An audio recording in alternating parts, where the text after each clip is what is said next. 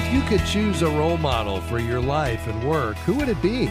That's a popular question in job interviews, and we're going to share our best answer from the Bible.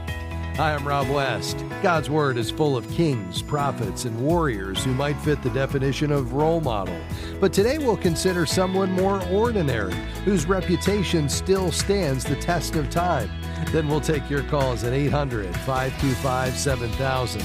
That's 800-525-7000. This is Faith and Finance on American Family Radio. Biblical wisdom for your financial journey. Well, when it comes to work ethic, there's nobody we like better, aside from Jesus, of course, than the woman described in Proverbs 31. We don't know her name, but her actions and attitudes are worth studying and imitating, no matter what kind of work you do. First, a note about Proverbs. It's part of the wisdom literature found in the Old Testament. We refer to Proverbs a lot since there are many nuggets of financial truth there. Proverbs 31 is the final chapter, and the description of the woman of noble character is written as a poem, with each line beginning with a different letter of the Hebrew alphabet. Proverbs 31:10 introduces the woman of noble character who is worth more than rubies because she sets the standard for trustworthiness and generosity towards her husband and all those around her. She's also a top-notch businesswoman. Here are some of the characteristics that make the Proverbs 31 woman such a great example of a biblical work ethic. First, she works with eager hands. She has a positive attitude towards work, knowing that diligence can produce many benefits. Next, verse 15 tells us she gets up while it's still night. She provides food for her family. The Bible makes it clear that providing for your family is a primary responsibility. She takes it very seriously. The Proverbs 31 woman is also a careful entrepreneur. In verse 16, she considers a field and buys it. With the fruit of her hand, she plants a vineyard. So part of the biblical work ethic involves expertise, gaining useful skills and using them for the benefit of your family and community. In verse 17, she sets about her work vigorously. Her arms are strong for her tasks. Living and working well requires persistence and determination. You don't reach your goals just sitting around watching YouTube. Proverbs 31 also offers us a picture of generosity in verse 20. She opens her arms to the poor. The woman of character is so successful in her work that she is able to be generous with her surplus. Are you working just for yourself or so you can help others also? Next, she speaks with wisdom in verse 26. A person of noble character uses their experience and authority to teach others. To put it another way, this woman's work ethic is the water that raises all boats because everyone benefits from her industry. It comes as no surprise in verse 27 that she does not eat the bread of idleness. It's pretty clear that a biblical work ethic means not being lazy. Well, that's an impossibly impressive resume, but I think the most important quality of the woman of noble character is that she follows and honors the Lord. Verse 30, charm is deceitful and beauty is vain, but a woman who fears the Lord is to be praised. She serves God first, and all her success springs from this priority. You know, you might look at this biblical portrait of a godly worker and wonder how she does it all. She's running a farm, marketing her products, teaching, mentoring, and taking care of a household at the same time. I think we have to understand that this is a portrait of virtue at work, not a blueprint for what you have to do next week. Another point I'd like to make here is about rest. It might not look like the Proverbs 31 woman got much of that, but her success points to the fact that she did know when to go and when to stop. God does call us to work for His kingdom, for our families, and for the community, with the same commitment we see in the Proverbs 31 woman. We work to pay the bills, to give, to save, and to invest as she did. It's part of how God made us, but work isn't all there is. We need to rest sometimes too. Perhaps you find things moving too fast in your life. Working late nights and weekends might seem necessary, but burning the candle at both ends is ultimately unproductive. You'll find that exhaustion leaves you no energy for the most important things, time with the Lord and relationships with others. You don't have to go full throttle all the time, but if you are feeling overwhelmed, be comforted by the words of Jesus in Matthew 11:28. Come to me, all you who are weary and burdened, and I will give you rest. We can learn a lot from the Proverbs 31 woman about what it means to live with personal and financial integrity, and I encourage you to read it today. All right, your calls are next. 800-525-7000. We'll be right back.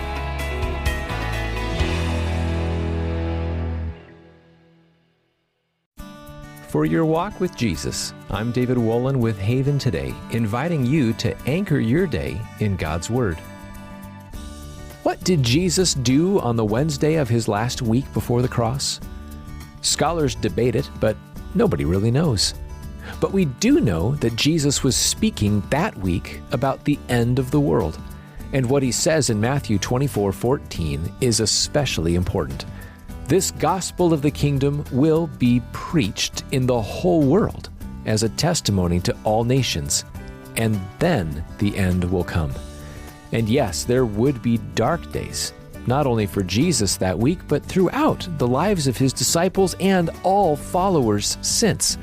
But Jesus has promised that his gospel will reach all nations, a promise continuing to be fulfilled to this day. Try out Anchor Devotional. Visit getanchor.com. We are grateful for support from Sound Mind Investing in the Faith and Finance program. If you have money in a retirement account or just a general investing account, you know the stock market can sometimes seem like a roller coaster. But it is possible to enjoy both profit and peace of mind in investing, no matter what's happening in the market. You can see a short video webinar on that topic at soundmindinvesting.org. Since 1990, Sound Mind Investing has sought to offer financial wisdom for living well. soundmindinvesting.org. We don't have to be like the 10 that said it can't be done, it's too big, the giants are too big. We need to be like Joshua and Caleb and say, you know what, there are giants. This is a massive problem. When you have a nation that is ignorant of the principles that produce a free society, start where you can. It's the only way I know. It's a little bit at a time. Join Walker Wildman and Rick Green as they tackle today's issues from a biblical and a constitutional perspective. At the Core, 1 p.m. Central weekdays on AFR. What if your everyday purchases could support biblical causes? With the all-new Cash Rewards Visa card from Christian Community Credit Union, a portion of every purchase goes to ministries that spread the gospel, combat human trafficking, and protect vulnerable children. Plus, earn unlimited 1.5% cash back. Visit joinchristiancommunity.com. Membership eligibility required. Each account is insured up to $250,000. This institution is not federally insured. If the heavy burden of debt is robbing you of freedom and peace of mind, Christian Credit Counselors can help. We're a nationwide nonprofit credit counseling organization that has helped over 300,000 individuals in the last 27 years get out of credit card debt 80% faster while honoring that debt in full. To learn how Christian Credit Counselors can help you, visit ChristianCreditCounselors.org. That's ChristianCreditCounselors.org, or call 800-557-1985.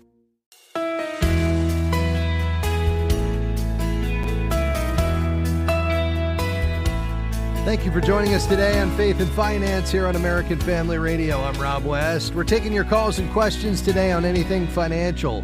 The number to call is 800-525-7000. We've got lines open and we're ready for you today. 800-525-7000. You can call right now. Those lines will fill, but we want to make sure that you get in the queue now so we can get your question on the air. Paul David Tripp says this about money. He says, money is one of God's good creations. But this good thing becomes a bad thing for you when it becomes a ruling thing. Think about that. When money takes a place that it was never intended to take in terms of competing with first position in our lives for our devotion, well, it was taken out of God's original context at that point. And our goal is to make sure that money stays in its proper context as a tool to accomplish God's purposes. Well, here on this program every day, we want to help you do that as we look through the lens of Scripture at the practical decisions and choices you're making every day. And so whether those are related to your lifestyle, maybe it's your giving and giving more wisely, maybe it's your debt repayment and how you can can become debt-free over your lifetime and even tackle perhaps some credit card debt that's gotten out of control in light of high inflation, or maybe it's your investments, whatever it might be today. Let's talk about it. The number, 800-525-7000. You can call right now. Before we head to the phones today, in the news, an often overlooked retirement savings option that can lower your tax bill. That's what we're all looking for right about this time of year. It's the spousal IRA, and it's a separate Roth or traditional IRA for a non-working spouse. It's just simply often overlooked. Married couples who file jointly have until the federal tax deadline, that is April 15th for most taxpayers, to make that 2023 IRA contribution for each spouse. Now, if you've already filed before the deadline, you would have to amend that return. So it's usually easier if you'd use April 15th or the day you actually file as your deadline for this. Now, a traditional pre-tax spousal IRA contribution can provide that 2023 tax break depending on your income and your workplace retirement plan participation. The limit is the same for the spousal IRA. So that would be $6,500 for 2023, $7,500 if you're 50 or older. That increases, of course, to $7,000 and $8,000 respectively for 2024. But in this case, we're talking about that 2023 contribution. And just to make sure you're clear, I am referring to a 2023 contribution, which can still be done until you file that 2023 return. These accounts, of course, provide that current year tax break and boost your retirement savings for a non-earning spouse, which is a great opportunity to get a little bit more working for you. As of 2021, some 18% of parents didn't work outside of the home, and most stay-at-home parents had not funded one of these IRAs. So with income phase outs for IRA deductibility and Roth IRA contributions, many wait until March or April to make those prior year IRA deposits. So if that's you, don't miss that opportunity. It's right here before us as we head toward the tax filing deadline. As we think about retirement, let me also encourage you to do some retirement planning. This is not just the mindless accumulation of wealth that we're promoting here. We want to have a plan. We want to be prayed through on that plan. We want to think about our values and our priorities, establish a realistic goal for what we would have to accumulate between now and retirement, so that in that season, no matter what God directs us to, whether it includes pay or not, that we're able to fund that God-honoring lifestyle. And having something saved beyond Social Security is a key way to do that. So hopefully that's helpful to you today. All right, we're going to head to the phones here. We've got two lines open. The calls are coming in. Call right now at 800-525-7000. We'd love to hear from you. Let's begin in Texas today. Katha, thank you for calling. Go right ahead. Yes, Rob, thank you for taking my call. My daughter recently was in an accident which resulted in a lawsuit in which she is going to be granted $250,000. She is 50 years old. She has no savings plan. And she is at a quandary. She's supposed to meet with the lawyers next week, and she's been told they're going to instruct her to take this money in the form of an annuity, which we know nothing about. So how would you instruct her to go forward? Yeah. Well, there's potentially a lot of commissions to be paid out on that annuity, so you need to really make sure you're seeking counsel from somebody who has no vested interest in this. I think the opportunity here is to obviously, have this money managed wisely. An annuity certainly is one option where there would be either a guaranteed fixed rate of return on it or a variable rate of return, depending on the underlying performance of the investment. So those are kind of the two paths for annuities. And then it would grow either on a fixed basis or a variable basis. And then at some point down the road, perhaps, in retirement, she could convert that into an income stream for her life or her life plus a spouse, let's say. And the benefit there is it takes away any downside risk. The thing that I would consider here, perhaps more so than eliminating downside risk, is just the fact that she's young. And so she's got time on her side, even at age 50, where she would be able to let this grow for a considerable period of time and have the potential to have more earning power outside of an insurance product, because in exchange for that downside protection, she's going to give up some of the upside potential. Now, with that, she's going to assume the risk that comes with it. So, for instance, as an alternative to an annuity, she could hire an advisor who would understand her goals and objectives, what God is doing in her life, what her values are, also what her needs are now and in the future, and then together establish kind of an investment philosophy, and then actually be the advisor to make the investment decisions with, of course, her clear oversight and communication. And then, she would get the full upside of any growth. The other benefit to that is she'd have full access to the money if she ever needed it. Whereas inside that annuity product, there are going to be some restrictions and perhaps even some penalties if she wants to get to it early. So I think as an alternative, my preference here would be for her to, interview 2 or 3 advisors, find the one that's the good fit, get that money out in a lump sum, not put it in an insurance product, have it managed and invested, but not have some of the limitations and extra fees and constraints that come with an insurance product. Does that make sense? It does, and I do have a question. Do you have a number of where she could find a trustworthy advisor? I do. Yeah, it's not a phone number. I direct you to our website. So here's what we recommend, Katha. We don't have in our ministry any advisors that work for us. But what we recommend is the only industry designation in the financial services industry that has to do with biblically wise financial advice. It's called the CKA designation, Certified Kingdom Advisor. So there's 1,500 of these men and women across the U.S. and Canada. They've met character requirements, statement of faith, experience requirements. They've been trained to bring a biblical worldview, pastor and client references, and then an annual continuing education and recertification process. I would have her go to our website, faithfi.com, click Find a Professional, and she can do a zip code search. I'd interview 2 or 3 before she makes a decision. faithfi.com and click Find a Professional. God bless you. Thanks for your call. We'll be right back. The loss of a child through abortion, miscarriage, or stillbirth affects the emotional health of families. Feelings of anger, sadness, and regret can be overwhelming. There is hope and healing in the aftermath of a reproductive loss.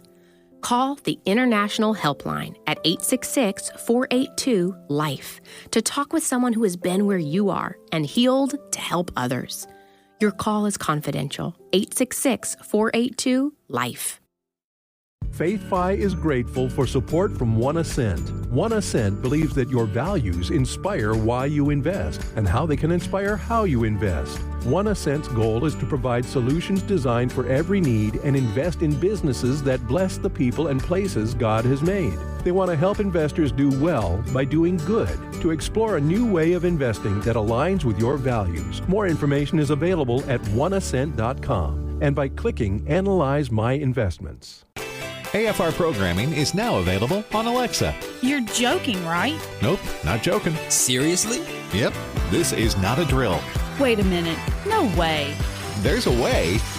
The Alexa way. So if you just happen to miss your favorite shows, no worries. You can now listen to each podcast with Alexa. It's simple and it's free. Just visit afr.net/apps and click Alexa. We're not joking. Paying too much for health insurance? Frustrated by high deductibles and increasing premiums? There's a better way. Christian Healthcare Ministries. CHM is a Christian community delivering a faith-based solution to the high costs of healthcare. Take control over your healthcare costs with a program from CHM that could save you up to 40%. Learn more and enroll today at chministries.org/faithfi. That's chministries.org/faithfi. Here at the AFA Foundation, we help families just like yours shore up permanent income for their retirement years through our charitable gift annuities. Chelsea Wildman. We would love to work with you to see if a charitable gift annuity is right for your situation. Call 800-326-4543, extension 345. That's 800-326-4543, extension 345. Why not reach out to the AFA Foundation team today? We are grateful for support from Eventide Investments on the Faith and Finance program. Eventide's approach to values-based investing is grounded in the belief that humankind was created in the image of God, with intrinsic dignity, value, and worth. Eventide calls this investing that makes the world rejoice. More information is available at eventideinvestments.com. That's eventideinvestments.com.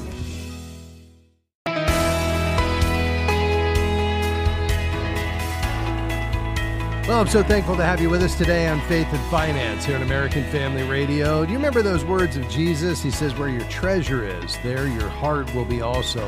Our heart follows our money. That's right.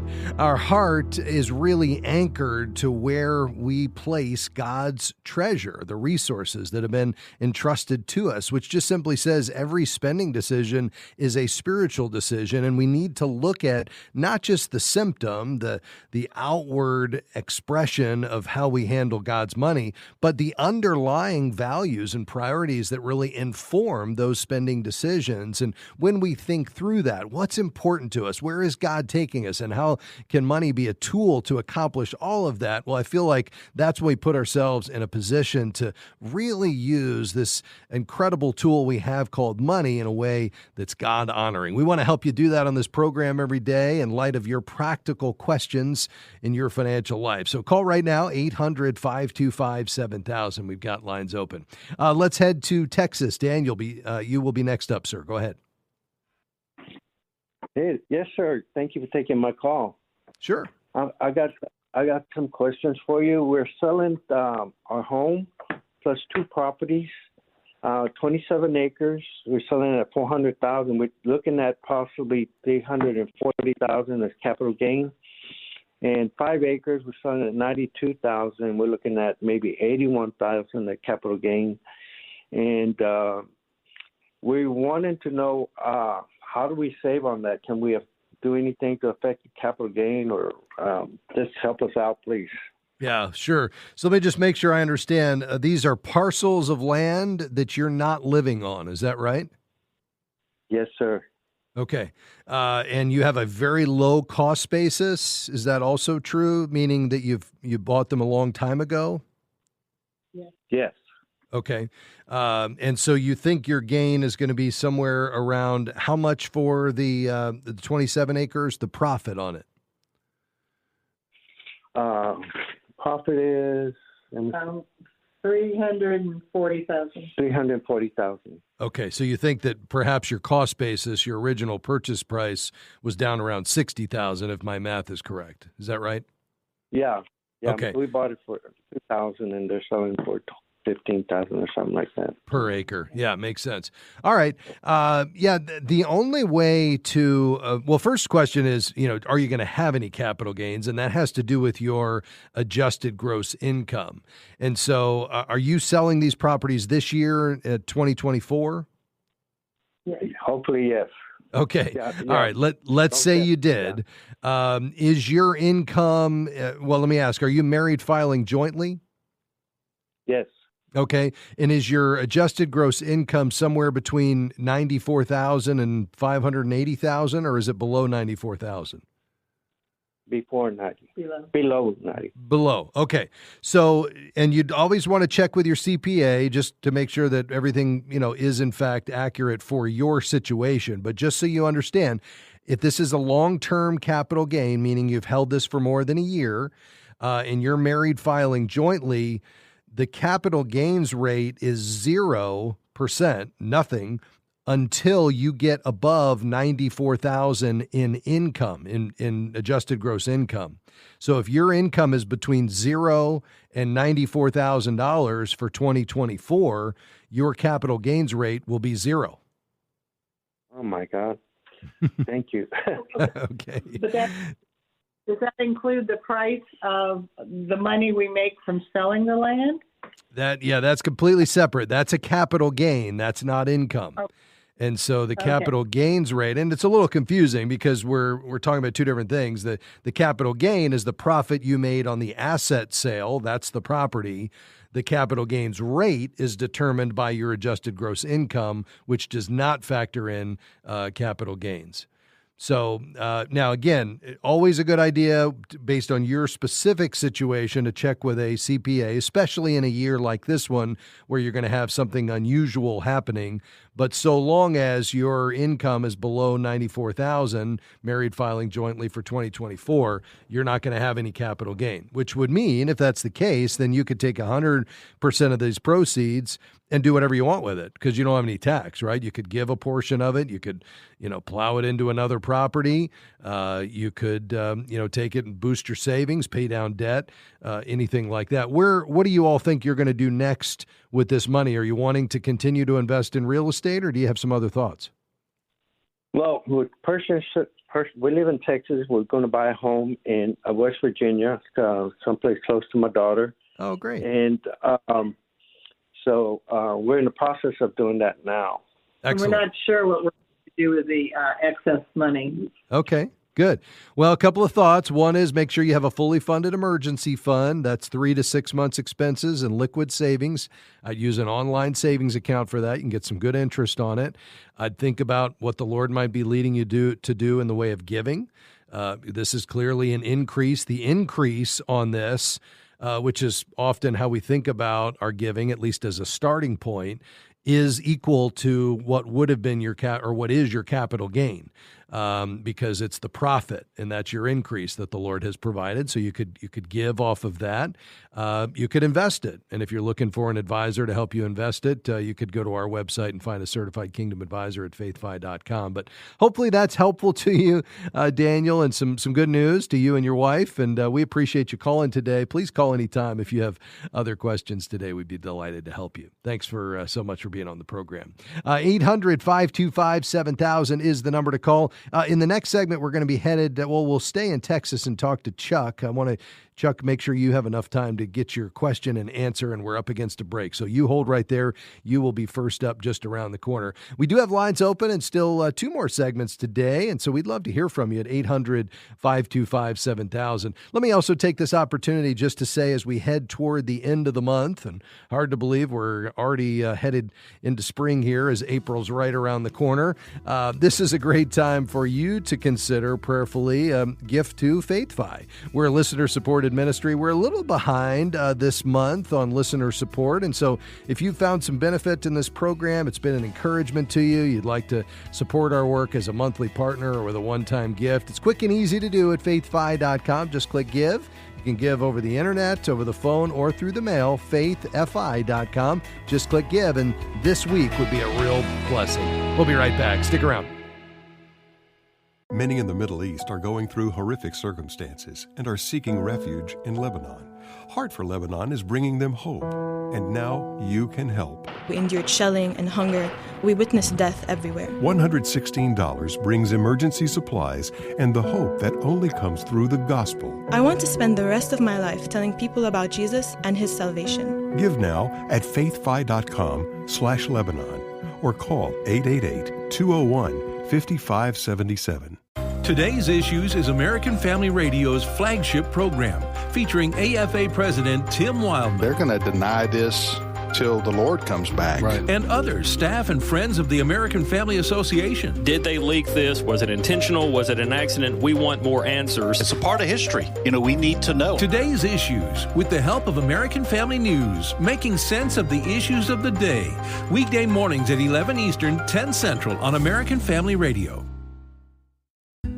Are you a financial advisor or CPA seeking to build your practice on biblical wisdom?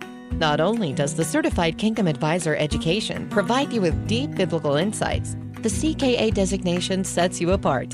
Each year, almost 50,000 people search for a Christian financial advisor. Join our community and share your expertise with clients looking for someone who shares their faith and values. Find more information at kingdomadvisors.com/getcertified. What's most important to you when it comes to choosing your financial advisor? Someone who's aligned with your biblical values? How about someone who will take the time to explain your options? Certified Kingdom Advisors are professionals who meet high standards in competence and integrity and have been trained to offer biblical financial advice. To find a Certified Kingdom Advisor in your area, visit faithfi.com and click Find a CKA. So for God to speak is for God to engage in self-revelation. We only know God because God has condescended to speak to us. The God Who Speaks is a 90-minute documentary that answers many of the common objections about the Bible's reliability. The film equips believers to confidently base their lives on the power of God's Word. It's available at streaming.afa.net. We are grateful for support from Sound Mind Investing in the Faith and Finance Program. For more than 30 years, they've been helping Christians reach their financial goals with step-by-step guidance for investors at every stage, from those just getting started to those getting ready for retirement. Through scriptural principles and practical suggestions, SMI offers financial wisdom for living well. More information, including the short video webinar on profit and peace of mind, no matter what's happening in the market, is available at soundmindinvesting.org. This is American Family Radio, a listener-supported ministry of the American Family Association.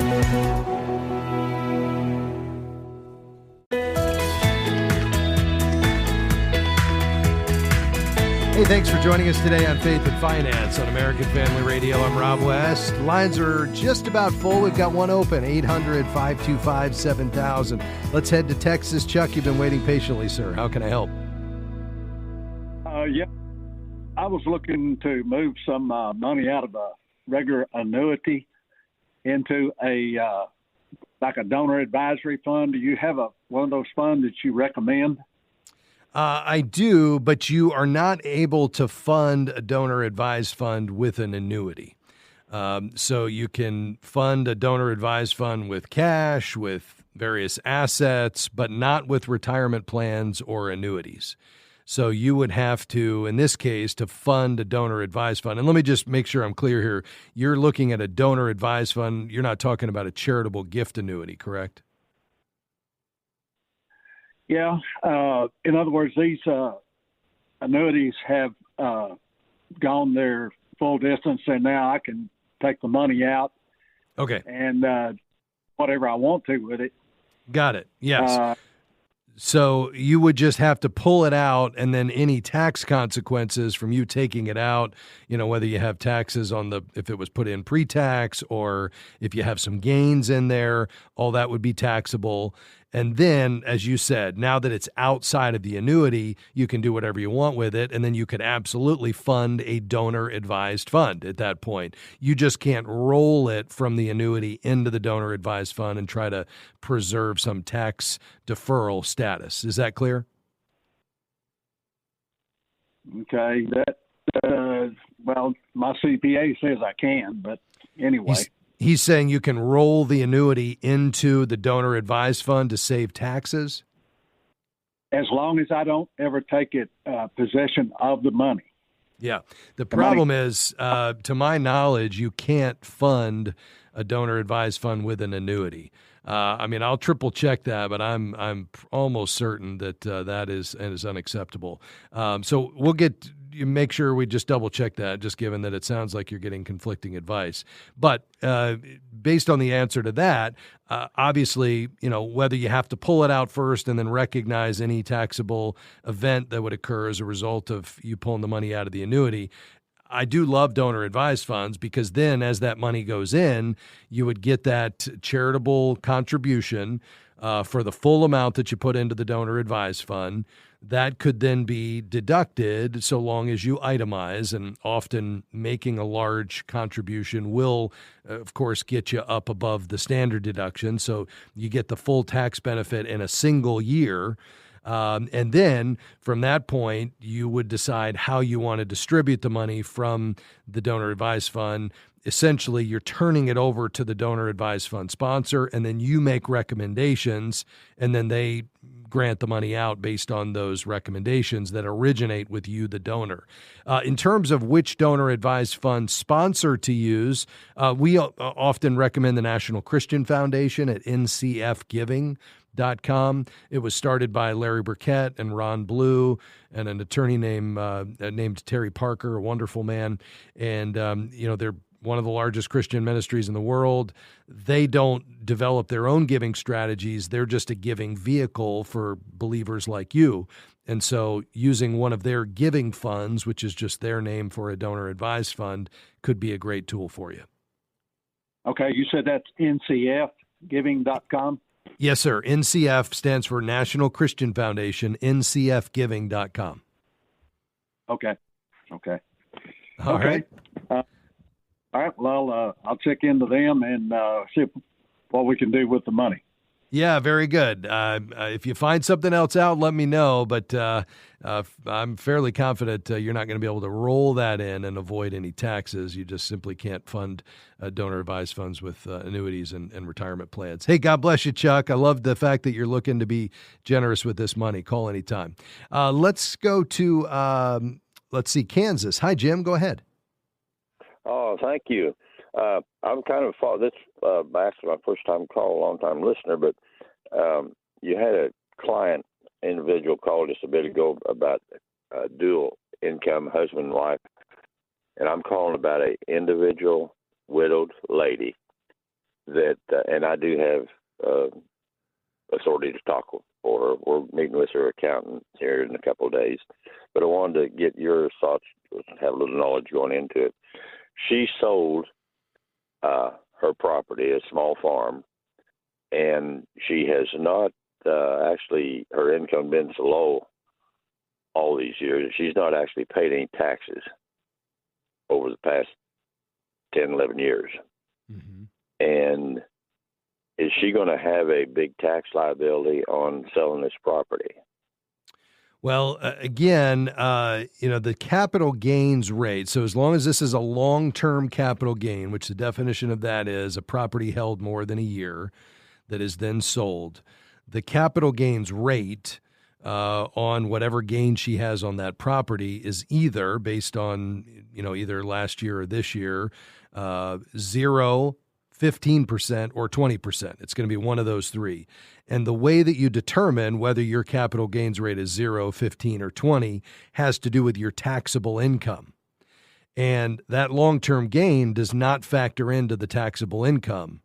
So if her taxable income as a single filer is less than, for 2024, tax year 2024, if it's less than $47,025 as a single filer, again, taxable income, not the gain itself, then her capital gains rate is 0%. So there is no capital gains tax if her taxable income is less than $47,025 as a single filer in the year 2024. Does that make sense? Okay. Yes, it does. I was wanting that'll ease her mind a bit. And I want someone else's opinion before we talk to her accountant. Okay, very good. Always a good idea to get with the accountants. I highly value the work that they do. But yeah, generally speaking, that's the way this works. Grateful that you're walking alongside her in this, Jim, and thanks for your call today. Let's go to Georgia. Hi, Wayne. Go ahead, sir. Hi. My question is with regards to a solar roofing system. So just on the quick here, we have our home is paid for. Our insurance company essentially said we need a new roof due to wind damage, and we would like to incorporate a solar roofing system when we install the new roof. That's not a separate tiles; those are roof systems, so that we would qualify for the 30% tax credit. My question is the 35 to 40% offset on the solar roof worth it as a return on investment for our home? Yeah, it's a great question. The downsides of solar energy are, of course, the cost of adding the solar, which depends on your sunlight, your space constraints. The storage of it is expensive. They last 25 to 30 years, but they're very expensive. There's high upfront costs, and it's of course sunlight dependent. So there are some great tools out there that could help you determine whether it makes sense in your situation. One of those is just a real simple tool. I wouldn't make your decision on it, but it's just a great free resource. Is called Google Sunroof, Project Sunroof. If you just go to, if you just type into a search engine, Project Sunroof, you'll be able to put in the address, and they will actually analyze the sunlight that hits the roof of the house and then compare the various finance options and tell you whether or not it could make sense for you. I'd start there. Thanks for your call. We'll be right back. Many call this week Easter week, that time when we remember the death and resurrection of Christ on the cross. And from the Old Testament, there's a parallel with the Jewish Passover. I'm Charles Morris. Join me with David Wolin for Haven Today this week and a series called Jesus and the Feasts of Israel. Haven Today, weekday mornings at 4:30 Central on American Family Radio. Listen online at afr.net. Hi, this is Pastor Robert Morris. I'm often asked, how do I grow in my relationship with the Lord? How do I hear God? What is God's plan and purpose for me? I want to personally invite you to join me on Sunday mornings right here on AFR for worship and the Word. And we will discover the answer to these questions together. We'll explore the truths found in God's Word that will help you strengthen your faith and develop a more intimate relationship with Him. Have you downloaded the Faith by app yet? You need to do that today, because this is going to make your life easier. Yes, you can manage your money through the in-app envelope feature, but also plan out future goals. I want to buy a house in 5 years, and I'm on track to do that. Here's also what I like. You can connect with people around the country. It's like social media, but better. Ask a question, get an answer, and share what you're learning about money and investing. So why don't you grab your phone right now and download the Faith by app? Frustrated by your health insurance? Confused by the network restrictions and increasing premiums? There's a better way. Christian Healthcare Ministries. CHM is a Christian community delivering a faith-based solution to the high cost of healthcare. Take back control of your healthcare with the ability to choose a provider you trust with no network restrictions and savings of up to 40%. Learn more and enroll today at chministries.org/faithfi. That's chministries.org/faithfi.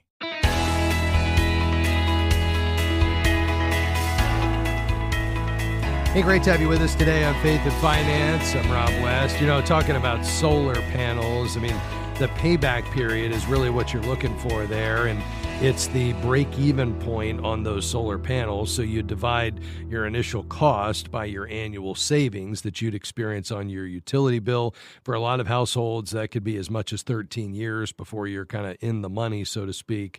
And a lot of it depends on how much are you paying up front. Are you financing that cost? Yes, there are some tax breaks you can often get, but how much sunlight does your roof get? And that's where using this tool, Project Sunroof, can analyze for you at no cost your solar analysis. You can put in your electric bill to fine-tune your savings estimate and then figure out, with the cost of the financing, if you are going to be borrowing, whether or not it makes sense. And so it's certainly something to look at. I find oftentimes that, you got to be in this for the long haul and before you're ever going to see any kind of benefit in that. But, your situation may be different, and there's just so many factors there. It's certainly worth looking at. This is Faith and Finance on American Family Radio. I'm Rob West. Here in our final segment today, we're taking your calls and questions. We'd love to hear what you have on your mind and your financial life today. You can call right now, 800-525-7000. Let's go to Montana, beautiful Montana. Linda, go right ahead. Hi, Rob. Thanks for taking my call. I was just wondering, we want to put money in the existing 529 plan that our son has. Do I get a tax break from it, or do we have to give it to them for them to get the tax break? Yeah. So, the person making the contribution would be the one that would receive the tax break. Now, keep in mind, there is no federal deduction for a 529 college savings plan contribution. So the only potential tax break would be based on your individual state. Is that what you're referring to? Yeah. Okay. My daughter-in-law just said that we can't get a tax break. They would get it if we gave the money to them and they put it in. Yes, exactly. Instead of setting up a whole new 529. Right. And that's true. So you would have to establish another 529 that you were the owner of and that you would be contributing to, and then you could, get that state income tax benefit if one is available.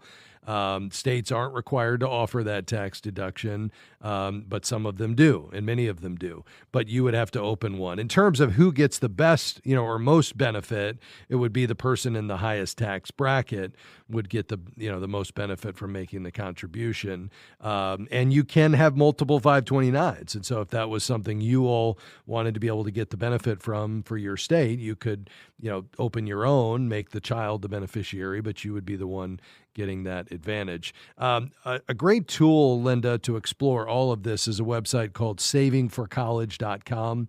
It's my favorite website for this, whole category of college savings.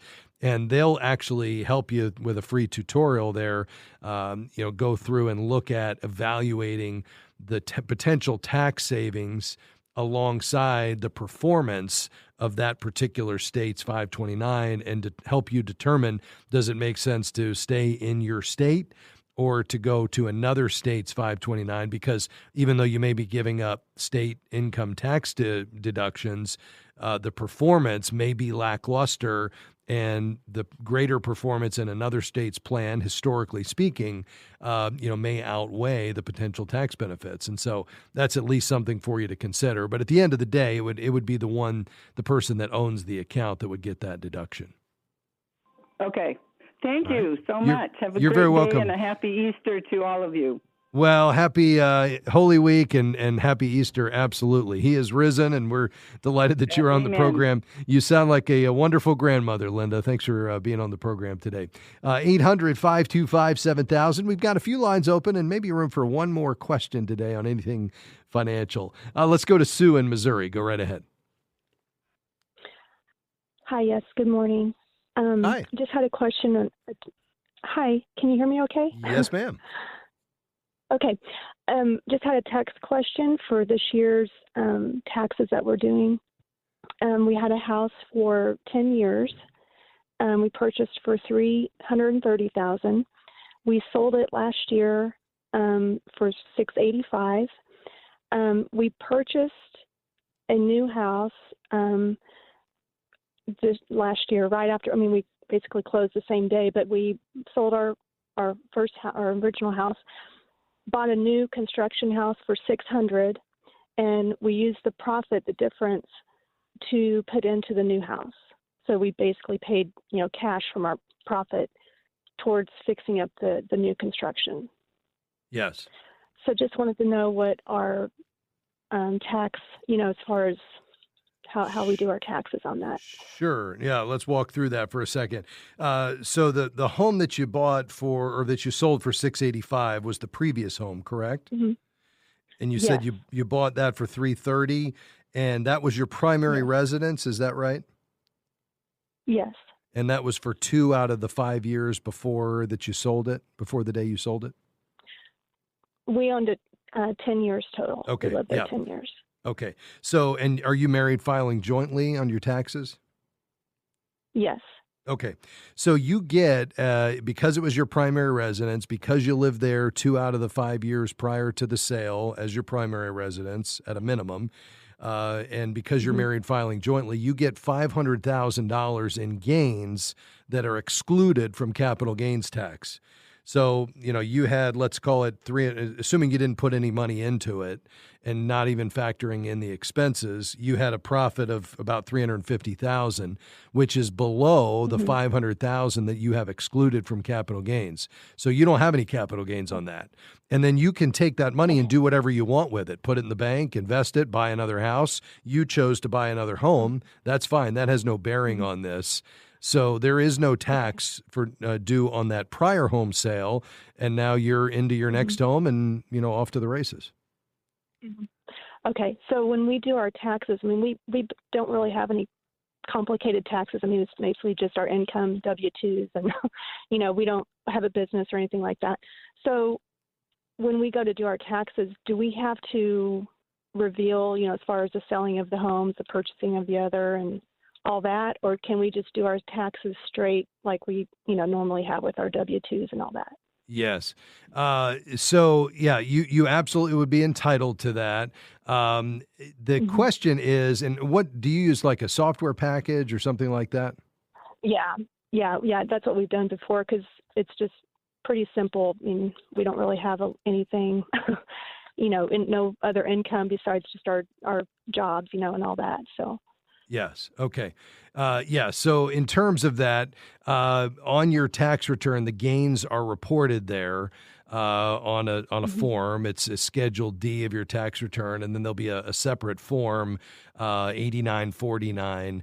And, that would allow you to essentially report it, but also take advantage of the exemption because it was your primary residence. So, it'll show up there on Schedule D, but then the software package should ask you, whether that was your primary residence, and then bring in the appropriate form so that you can take advantage of that exclusion.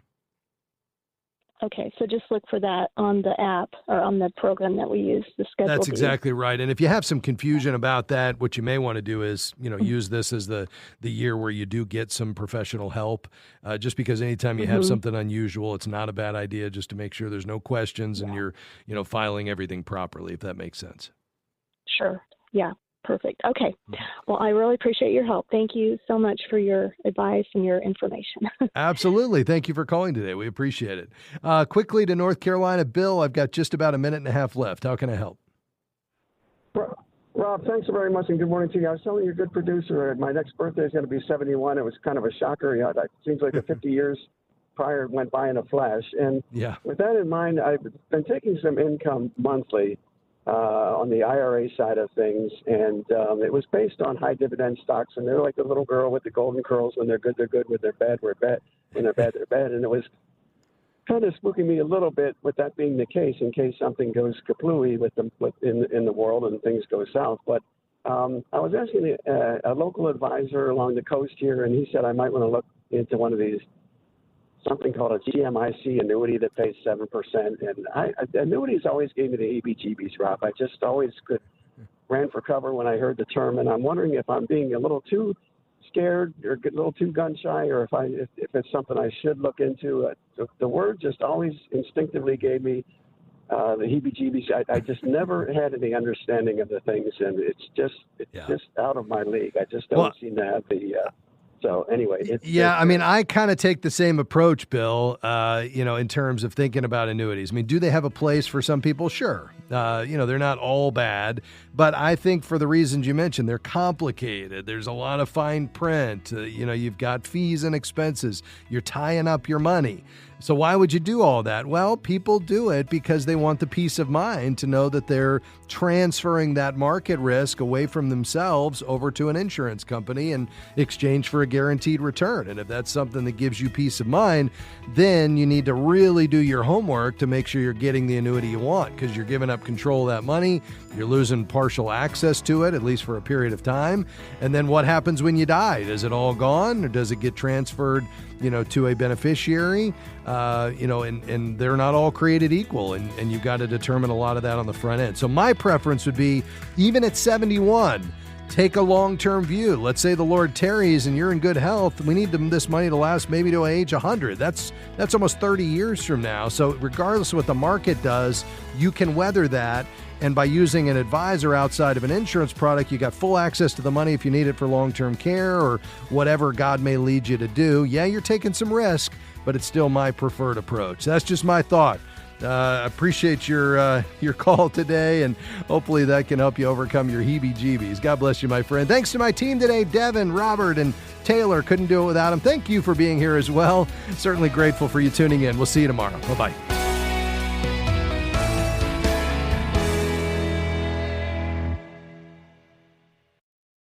The views and opinions expressed in this broadcast may not necessarily reflect those of the American Family Association or American Family Radio.